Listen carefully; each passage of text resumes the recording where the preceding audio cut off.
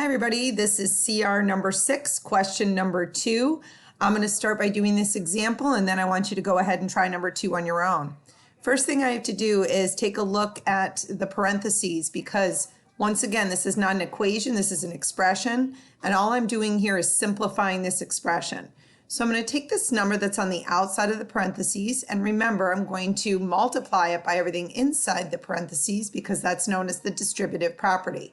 So the first thing that I'm going to multiply is a 2 times 3x, and that gives me 6x's. Then I have a positive 2 times a negative 1, and a positive times a negative is a negative, and 2 times 1 is 2.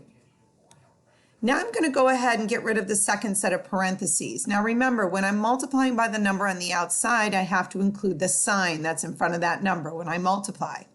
So a negative 2 times a positive 1x is a negative 2x. And then a negative times a negative is a positive, and 2 times 2 is 4. Now, you might be saying to yourself, okay, great, I got rid of the parentheses. There I go, I'm done. But you're not done because we have some like terms here. There are 4 terms. We have x's and we have what I call no's, which are constants. No's just means no variable. So I'm going to go ahead and make my columns. I'm going to have my x's column here and my no's.